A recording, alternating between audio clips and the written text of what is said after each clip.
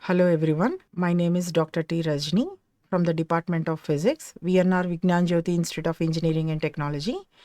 Today I am here to deliver a talk on direct and indirect bandgap semiconductors. So, depending on whether the direct recombination or indirect recombination takes place between the electron and hole, depending on the type of elements which we are using as a semiconductors, the kind of recombination takes place between in the semiconductors. They are divided into two categories. So to explain with that, let us understand this with a E versus K diagram. E versus K diagram. E versus K diagram. So here what we do is, here when we draw the graph between K, which is a momentum, and E, which is an energy. So in the case of valence, we know the energy band diagram as we know there is a conduction band. In the case of semiconductors, there is a valency band. So this is a conduction band EC, this is a valency band minus infinity EV and infinity. This is a energy band gap. This is a gap. Okay. So now this K is defined as a momentum and this is an energy. So here when we are looking at the conduction band and the valency band, the lowest energy level of the conduction band and the highest energy level of the valency band. So both are at the same K value. Let us consider it is a K dash. Both are at the same value. And only the difference is energy. Only the difference is energy. So let us consider this is E2, this is E1. So both are lying at the same momentum value. Then we say that it is a direct bandgap semiconductor. These are defined as direct bandgap semiconductors. So what happens is, if we look at the past classes, we have learned that the electrons which are there in the valency band, they are moving to the conduction band. And holes are forming in the valency band because of the external supply of heat energy. Because of the external supply of heat energy. A stage is reached, not even a single electron starts existing in the valency band. All the electrons are getting excited to the conduction band and they start conducting the current. And the holes are formed in the valency band and they start conducting the current in the valency band.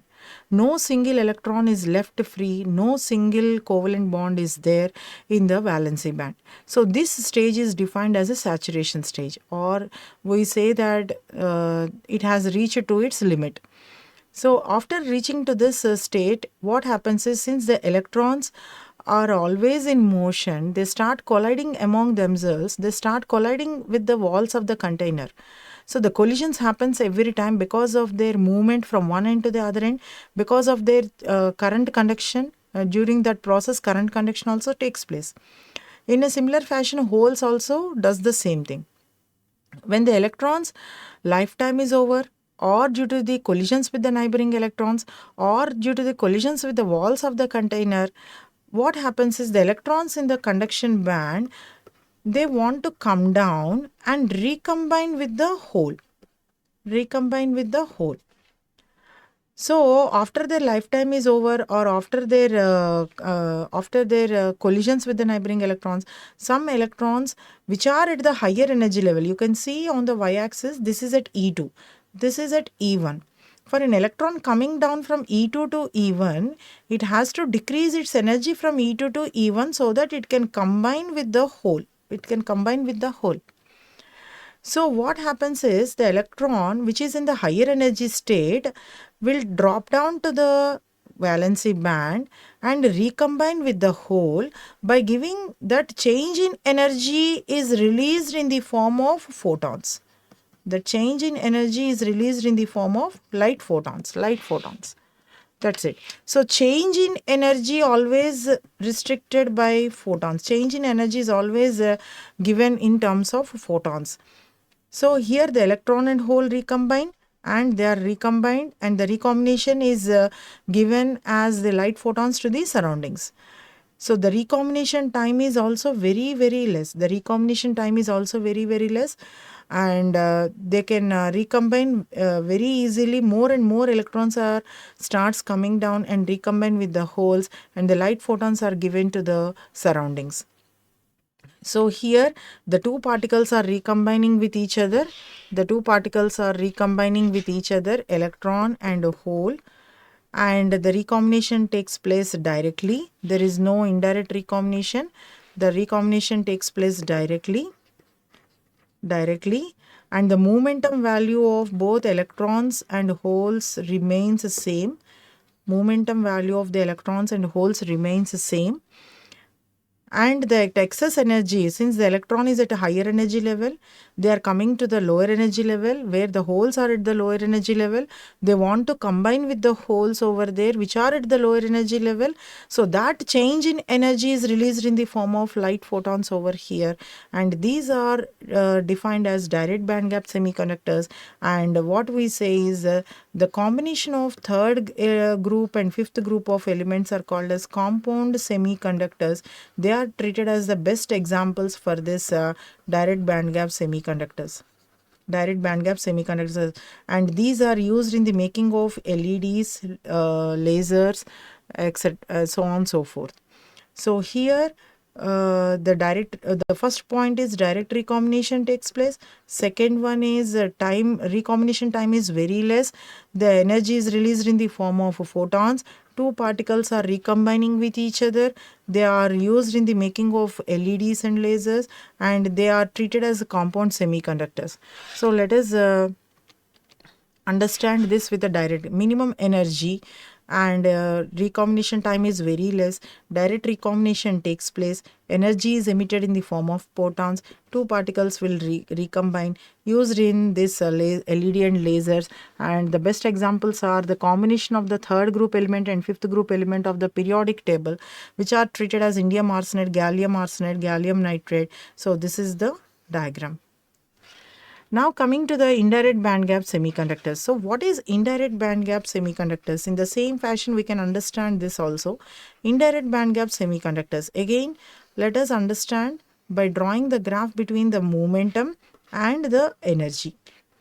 In this indirect band gap semiconductors, what happens is, as again I am drawing energy level diagram.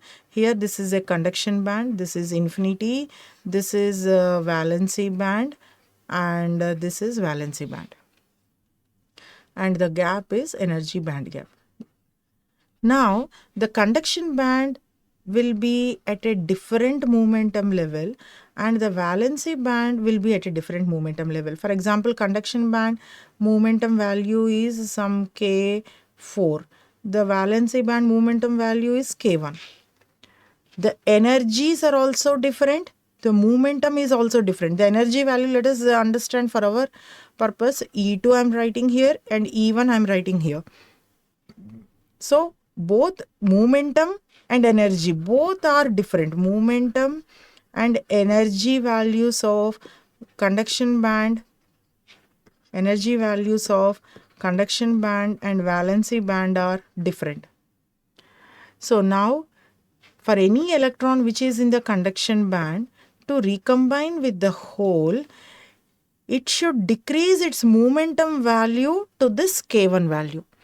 So the momentum value of conduction band and the momentum value of valency band should be equal. Then only the recombination takes place. But here the momentum value of the electrons in conduction band is different. The momentum value of the holes in the valency band is different. So for any electron, because of the collisions among themselves, or with the walls of the container, or with the the lifetime of the electrons is also completed, then the electron cannot come down directly because there is no hole here. There is no hole here. So what these electrons will do is they want to decrease their momentum value. They want to decrease their momentum value. So the electrons first, what they will do is they decrease their momentum value. How they decrease their momentum is the next question. They decrease their momentum by collisions among themselves or by collisions with the walls of the container. When they are doing this kind of collisions, heat energy is released. Heat energy is released. Initially, again I'm repeating, here the electrons wants to recombine with the holes. The momentum values of the electrons and holes are different. So in the process of decreasing the momentum of the electrons starts colliding with each other or with the walls of the container, and that during that collision, that energy is released in the form of heat energy. So this heat energy is released, and this is defined as a phonon. Phonons are released over here. Phonons are released over here. So after releasing the phonons, slowly the electrons momentum start getting equalized with the momentum of electrons over here.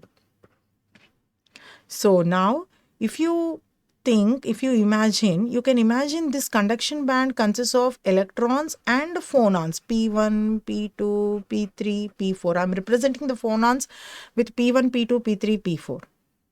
Now the momentum of electrons and the in the conduction band is equal to the momentum of the holes in the valency band.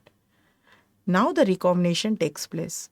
So the recombination will take place between the electron. Along with the electron, the phonons are also present, and both of them starts recombining with the hole. So the electron is trapped in the phonons. The electron is trapped with the phonons over here, and both the particles will come and recombine with the hole. And so thereby the energy is released in the form of heat energy. The energy is released in the form of heat energy. So here the three particles are recombining with each other. The second one is recombination time is very large, because initially the momentum should decrease. After the decrease of the momentum, the electron along with the phonon should recombine with the hole. So what happens is recombination time is very high. Recombination time is very high. So if you look at the differences, minimum energy of the conduction band and maximum value of the valency band does not meet at the same value. Lifetime or recombination time is more. Indirectly recombination takes place. Indirectly means electrons are trapped in the phonons with the phonons, and they are recombining with the holes. Energy is emitted in the form of heat over here. Three particles recombination takes place over here. They are used in the amplifiers and rectifiers. And the elemental semiconductors, you can say pure semiconductors, pure germanium, pure silicon. They can be given as an examples for the indirect band gap semiconductors. Thank you. Like, share, comment, and subscribe VNR Digital Learning Resource YouTube channel.